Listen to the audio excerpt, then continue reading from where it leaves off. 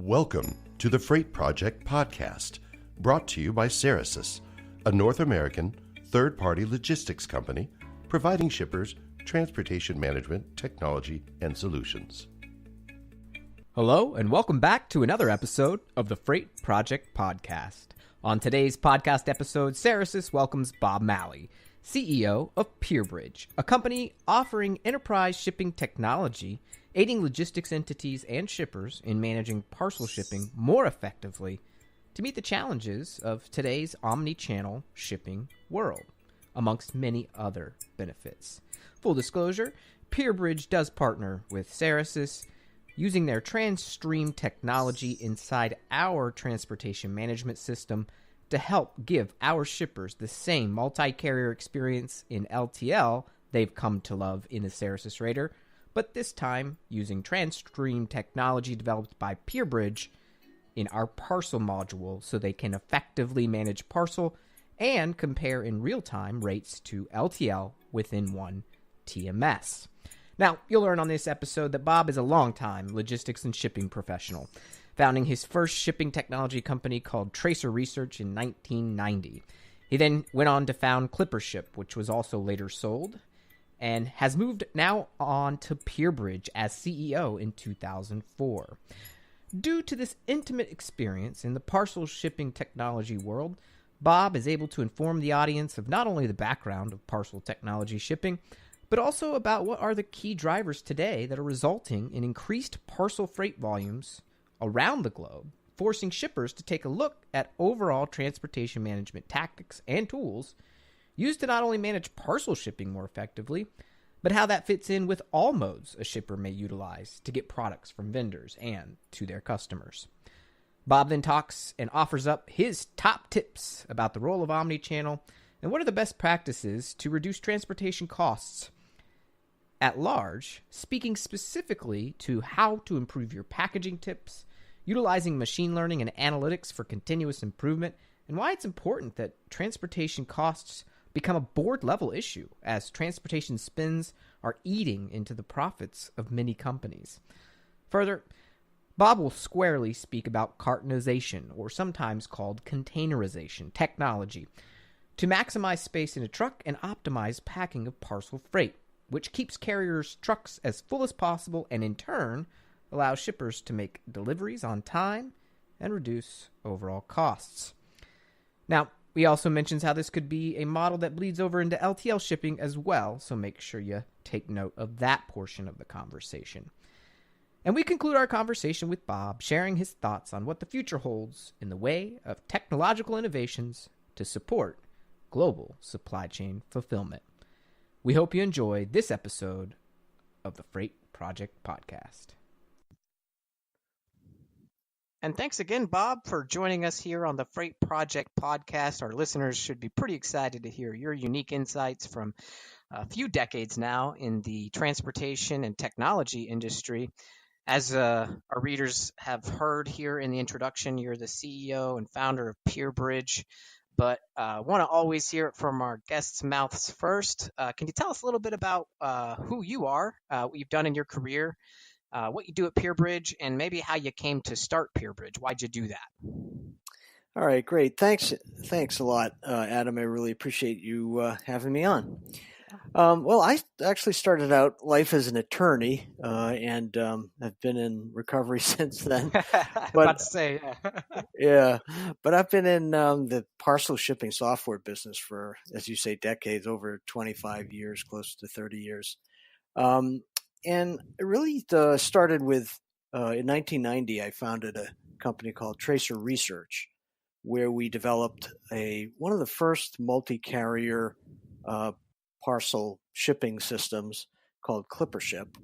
And I guess its claim to fame was it had integration capabilities. So we did a lot of, integrating the shipping process with host computers to automate label printing and return, shipment confirmation. Tracer was acquired by Keywell, which is now Blue Jay, in 1998. I was their president of the Ecommerce division and later became CEO. where we developed one of the first browser-based shipping systems. That was during the .com run up, so everybody was browser crazy. And then in 2004, I joined PierBridge as CEO. And our vision at PierBridge was to kind of move beyond, points shipping solutions, PC based, and move to a more scalable platform that could service, the needs of medium to large size enterprises who needed to control shipping to, throughout thousands of locations and hundreds of thousands of, tens of thousands of users. So we did that, and we brought it to market, and it's become Transstream has become quite popular. Now, this past month, PierBridge was acquired by WiseTech Global, and I'm still the managing director of PierBridge, which is a wholly owned subsidiary of WiseTech Global. And what the combination brings to the table is a global potential for a global solution, where we're able to service the global e-commerce needs of retailers and e-commerce companies. Yeah, well, I know e-commerce is exploding here in the U.S., but obviously global with companies like Alibaba, as an example, who have come over here pretty successfully from China to the U.S. as a competitor, perhaps to Amazon. We've seen companies like Aldi and Lidl, or however you say it, Lidl, the other Aldi competitor, that are international grocers who you never know what they may bring to the table as Amazon acquired Whole Foods. So it's an interesting, interconnected, global e-commerce Amazonian world we live in. So you're at the center of it. So that kind of acquisition makes sense. And speaking of partnerships, I think you mentioned something that our listeners will heard in Steve Norral, one of our co-founders, podcast episode that was earlier in this month. But what he talked about is we started out with web-based TMS too in 1997, targeting LTL, and they had been working with Pitney Bowes, and at the time they thought, well, Parcel is kind of figured out a little bit more, but LTL, they're having some problems, so let's bring a web-based platform to them. Sort of like what you said, it was difficult to scale across some many locations from a PC-based kind of program. And so when it came to a partnership, when we really wanted to make sure we had a strong parcel solution, partnering with Transstream and PierBridge's Transstream technology specifically just seemed to make sense. So can you kind of expand a little bit about how we came together as partners, and maybe what's the value of having this parcel, this enterprise technology, right alongside our LTL within our TMS, the Cerasis Raider? Well, it's a joke that goes around our industry that says, it's a small world, small industry. There's only 30 people in it. So I've known of at least Steve Ludvigsen and Steve Norell for, many years. And, they've been in the business almost as long as I have. And we saw, what they were doing with Cerasis, and I gather their customers saw what everybody else has seen, and that is, the explosion of parcel volume. And so when it came time to figure out what to do about it, I think they did the right thing, which is to say, hey, we know freight. We have brushed up with parcel in the past. Let's partner with someone like PierBridge that really knows their way around parcel, which has become a lot more complex over the years. More parcel services, being able to connect from the cloud to local data sources and all of that. So they reached out to us, and they integrated to our platform, and frankly, we integrated with theirs because, as you say, we are experts when it comes to parcel. I would even say to some degree LTL, but managing freight services and parcel services are really two different disciplines. Absolutely. Yeah. And so we have the LTL knowledge, expertise, and some of that technology from TMS side. You have the same for parcel, bringing those two surface transportation, modes, along with the international air and intercontinental air for parcel that you do also have in that technology. It just made sense. Absolutely. And so with that expertise, from the parcel side, and especially for the last 2 decades, and we're not going to count your lawyer days because that doesn't help you at all anymore. But no, it might, maybe a little with some contracts, maybe. But working day Yes. in and day out, as you do with parcel shippers, you have a lot of unique insights into the key drivers of why we're seeing increased parcel volumes around the globe. Can you touch on those drivers a bit, and what's changed in the last decade that, from your perspective? Well, certainly is no secret that the explosive growth of e-commerce is really tied at the hip with parcel growth worldwide.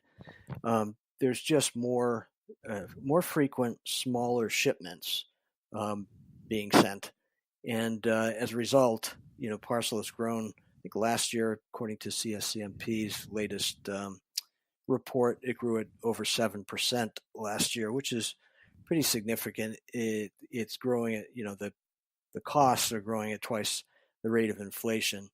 But more importantly, as we talked about before, it's growing internationally. Pitney Bowes had a report out, their parcel report, where China's parcel spend increased by 45%. Wow. And that's a huge on a huge percentage or amount already, right? Yeah. Exactly. And that there's no end in sight, and because even now e-commerce is only, I think, 8 to 10% of total retail. So there's a lot of headroom for growth.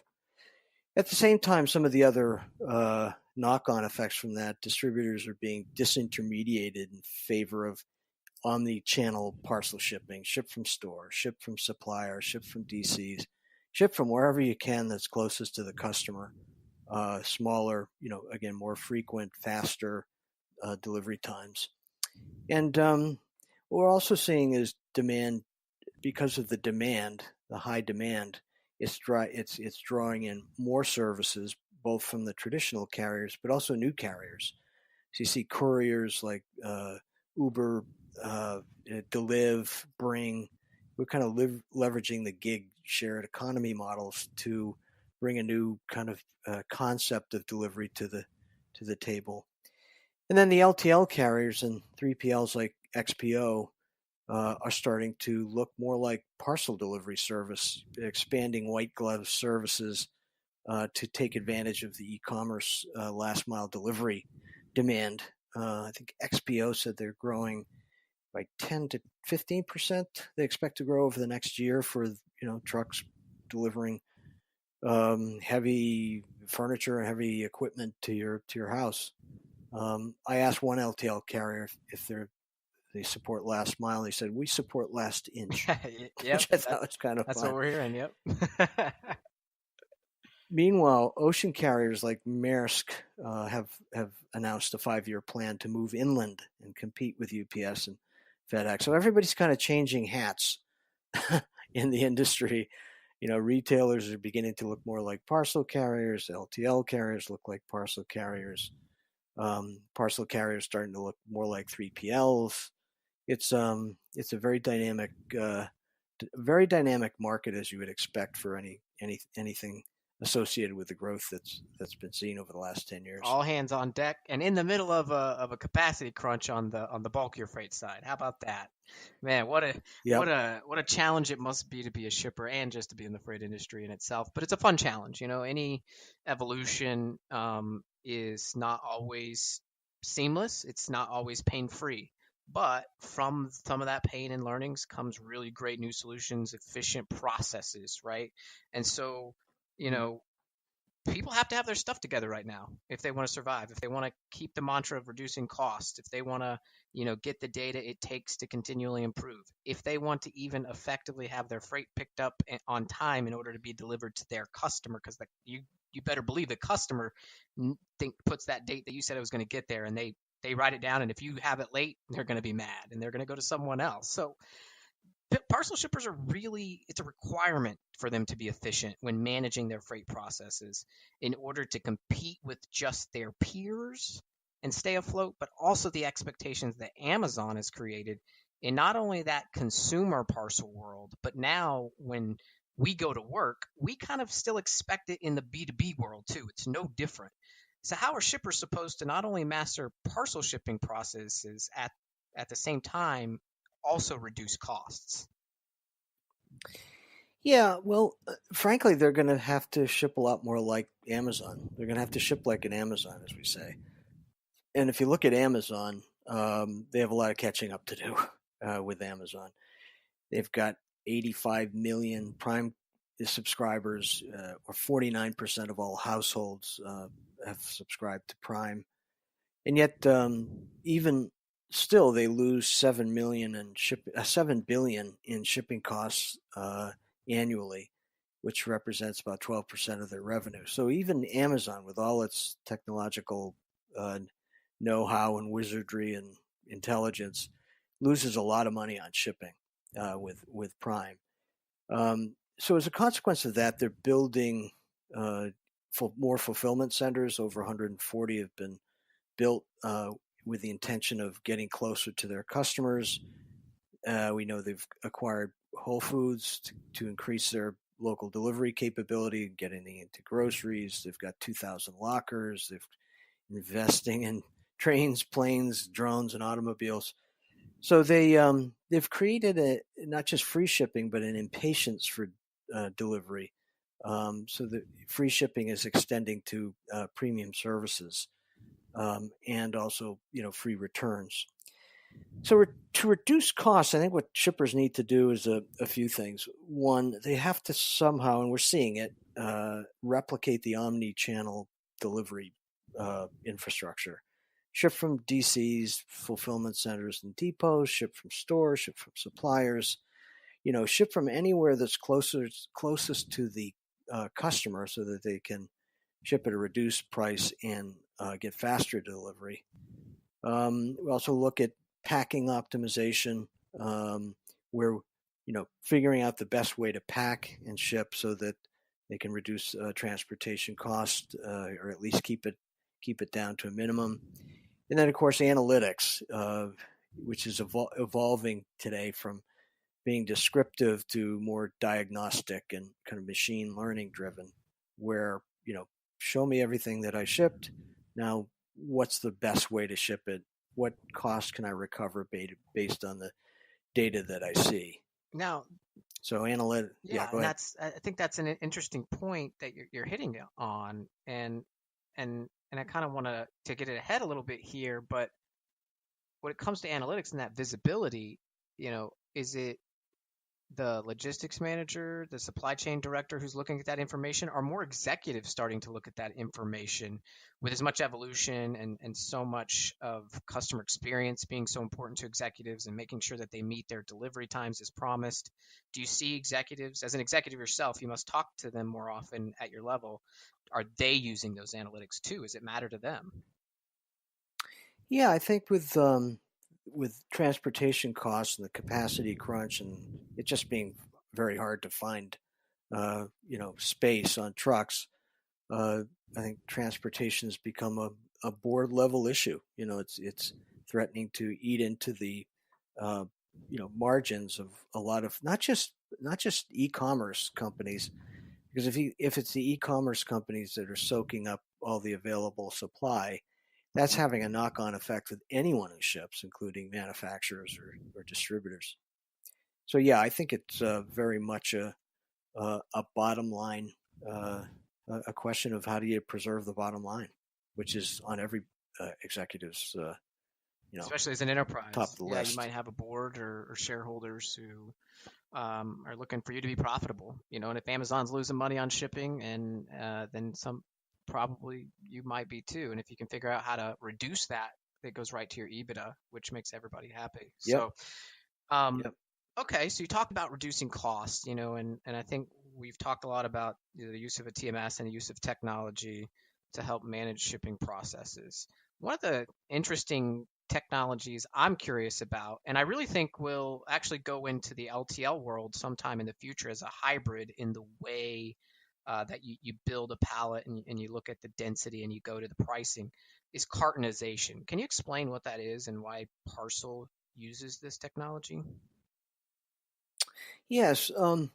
As we've been saying, demand is at all-time high. It's created a capacity crunch. So it's more important than ever for carriers to be able to cube out their vehicles. If they can't cube them out, they're not really maximizing the revenue potential that that exists.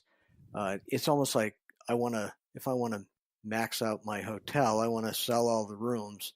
If people come in and waste the rooms or book the room, and they should be expected to pay for it. And the same is true with shippers. Fred Smith was on a call after the 2015 rush, and he was explaining to investors why they weren't able to make all the deliveries in that particular season, and UPS the same way. And he pointed to the poor packing habits of e-commerce companies who used a lot of fill and were wasting space on his trucks. So as a consequence of that, I think a lot of UPS and FedEx definitely started to apply dimensional weights to more shipments than ever. So rather than using the actual weight, they started using the dimensional weight, and as a consequence, shippers ended up paying more for shipments that were light in relationship to their size. So this has created a demand for, okay, well, if they're going to charge me more, I better get a handle on, optimizing my packing method. So what cartonization technology is, and I think you could even think of it as containerization, because it applies both to packing cartons, stacking pallets, or loading pallets and loading containers. But what it is advanced algorithms that are able to look at an order, and based on the SKU sizes and weights, those algorithms are able to determine the most, and I'll emphasize this, transportation cost-effective way of packing or palletizing the order. So if you think of video games like Tetris, where objects are moving in virtual space, well, behind all that is a lot of guys that studied math and have been able to figure out how to use algorithms to represent objects in virtual space. So you take that same kind of concept and be able to manipulate SKUs in such a way that determine what the best way of packing, taking into account transportation costs. The result is optimizing loads. So what's notable is that none of the WMS or order management systems that I'm aware of take transportation costs into account while determining packing or pick pack operations. Most of those have to do with footsteps. How do I pick and pack and get the order out the door as fast as possible, or how do I build the pallet to get it done as quickly as I can? With transportation costs getting so high, we think it's advantageous for fulfillment operations to look more carefully at how they pack in the context of transportation cost reduction. I agree, and that's why I think the LTL side will go the same way, very similarly. And I think, like as you said, it's about math, and you can do more with machine learning and algorithms the more math you have. And LTL is kind of going towards a density-based rating, but it's still stuck somewhat in the old, freight classes, the 18 freight classes they used to have, and density wasn't necessarily one of the biggest factors. So it's great to see that change. Yeah, I mean, ABF announced the space-based rating, and we had one of our customers say, well, I'm supposed to, I need to be able to quote what the cost of a shipment will be, an LTL shipment would be, but I actually have to build the pallet first under their scenario, and by then it's too late. So using math, able to. Well, I like math that. And I like technology. So as a guy in technology, sold one company, sold it, got acquired, now working still for the company as you are today. You've been a big part of technology, and you've seen it, especially in this space.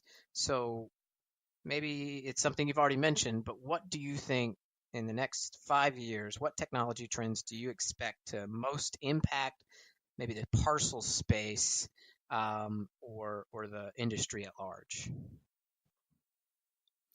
Yeah, I think that the technologies that are will emerge and will increasingly generate more innovations are those that support the global supply chain fulfillment. We talk about the international parcel tsunami, with China parcel spend growing 45% year on year. Customers don't care where where goods are coming from. They just want to order it and leave it to logisticians to figure out how to move it from across the borders. But it's global supply chains are complicated. You have the first mile, which is pickup in a foreign land. You have, once you've picked them up, you have to be able to consolidate them into a load that can be handled by a freight forwarder who's booking on an ocean or air container. And then it has to clear customs, and then it has to be deconsolidated at the port.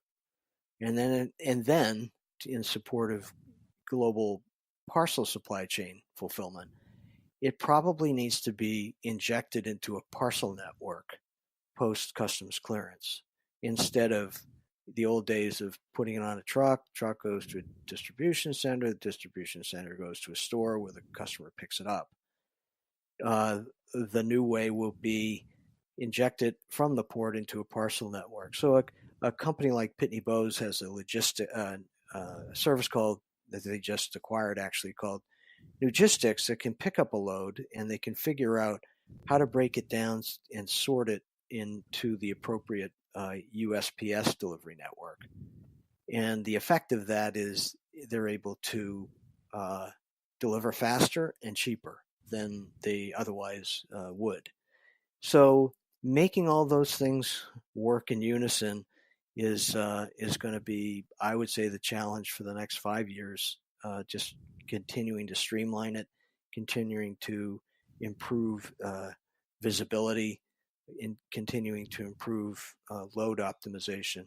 It's going to be an interesting challenge, particularly because parcel carriers, particularly outside of the U.S., it's a pretty fragmented industry, and integrating and connecting all the dots is going to be a worthwhile and challenge. Those who can integrate and those who can find the talent or the partners to help them connect all those dots, not to bring it full circle, but to bring it full circle. One of the first things you said was a big deal with Clippership and made it famous was the integration capability.